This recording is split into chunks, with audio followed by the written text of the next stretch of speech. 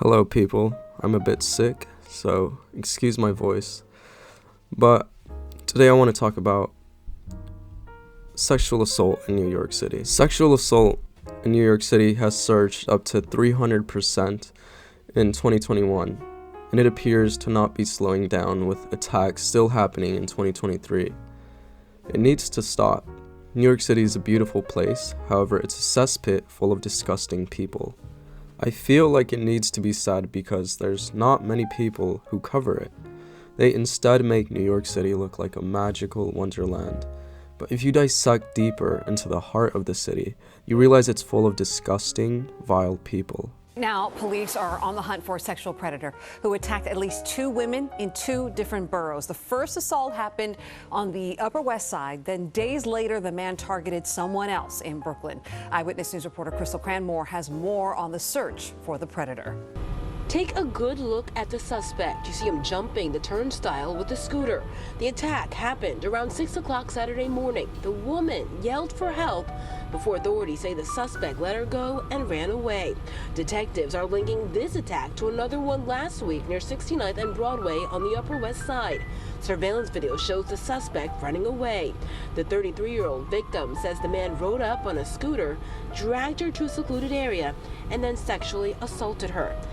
Now watching that video makes my stomach twist and turn in disgust, knowing that's someone's daughter that was raped. And the guy's still on the streets, and he's gonna most likely get out on bond or serve some time. And then he'll be back on the streets like nothing happened to find his next victim. Someone I know was sexually assaulted, not once, but twice. And the criminals, the aggressors, the assaulters are still on the loose, living freely, like if nothing ever happened. Which is why it pushed me to make this video. The NYPD makes it so hard to actually get a sexual assaulter in prison. They make it extremely hard for that to happen. Now let's take a deeper look as to why it's surged and why the NYPD does not take action against most criminals. For example, this news reporter was beat by teenagers and they were let go the next day. He was on a New York subway at 1 a.m. when he says he saw half a dozen teenagers hassling an elderly passenger. Klatt says one of the teens lit a joint and used the lighter to set the man's hair on fire. The outraged meteorologist says when he told them to knock it off, they turned on him. They decided, all right, if he's not going to get it, then you're going to get it. And boy, did they give it to me. Cops arrested 3 teenagers, but they were not charged and were later released. The reason I show you this, it has nothing to do with sexual assault, but it shows that the prison system in New York City is so messed up from the ground up. And you know what didn't help? Defunding the police. $1 billion cut amid the protests of the Black Lives Matter movement. Now, in my opinion, Black Lives Matter was organized crime. Of course, there was peaceful protests, but generally speaking, it was mostly crime that was happening. Buildings, business owners' buildings being burned down for absolutely no reason. It was crime committed in the name of George Floyd, when I'm sure if George Floyd was here and he was a good person, he would want peaceful protests. He wouldn't want to defund the police. Now, if we narrow it down to sexual assaults in America and not crime overall, every 68 seconds there is another victim. The majority are women. So how do we fix this? Well, we have classes for young boys that teach them about sexual assault and why it's so terrible. Not only that, porn should also be illegal. There are millions of videos glorifying sexual assault and rape and they call it roleplay, but it still poisons the mind of young kids. The NYPD prison system needs to be rebuilt. There needs to be more death penalties. There's simply not enough money to keep criminals in a cell, because there's just too many criminals. Call it inhumane, but if there's direct evidence to someone committing a murder or a vile crime, the death penalty should be mandatory. Even further, we should take some notes from our ancestors. We should put the aggressors in a bag full of snakes and throw them down a river. Because you know what that would do? It would cause fear. Criminals are less likely to commit crimes if they know they are going to die in a way that is painful. Let's also talk about, and I hope this doesn't get this video taken down, but let's also talk about the young girls, the underage girls, the very young girls. I'm talking about 12-year-olds, 13-year-olds being prostituted by grown men.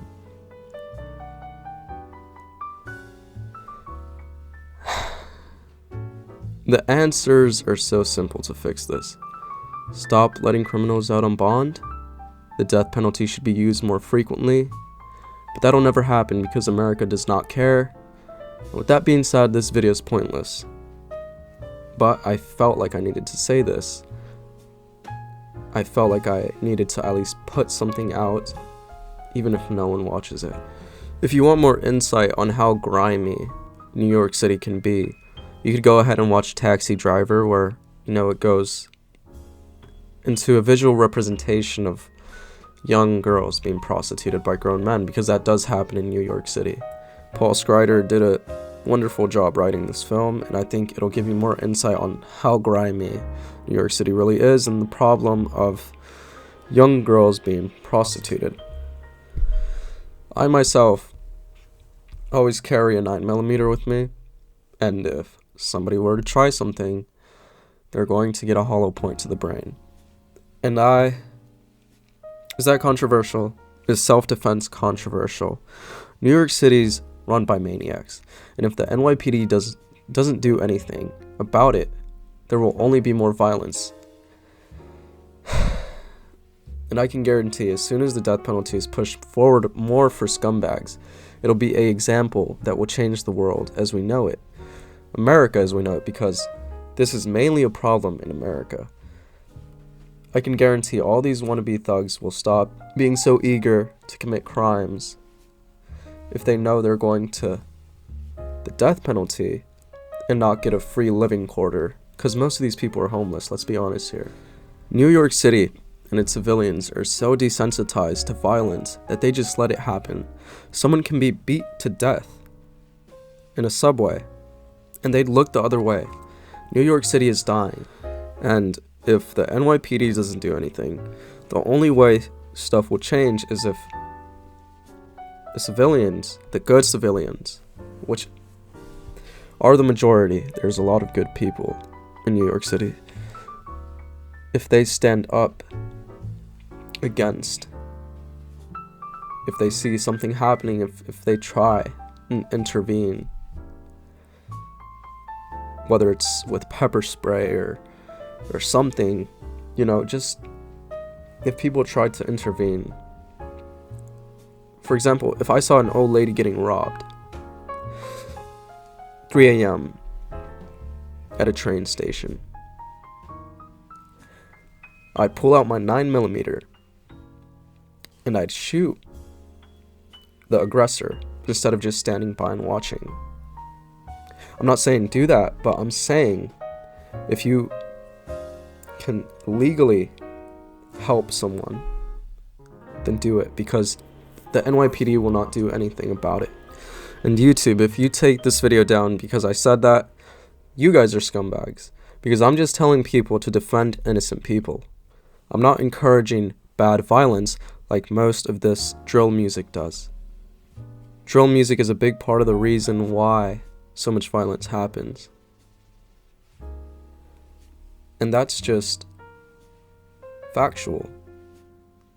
If there's a kid who doesn't have role models, and they look up to these people, these drill artists, that talk about murder, they're going to be more likely to want to be a murderer, a gangster. Anyways, this video is now becoming off topic, completely different topic. And I'm just gonna end the video here. I said what I had to say, and that's pretty much it.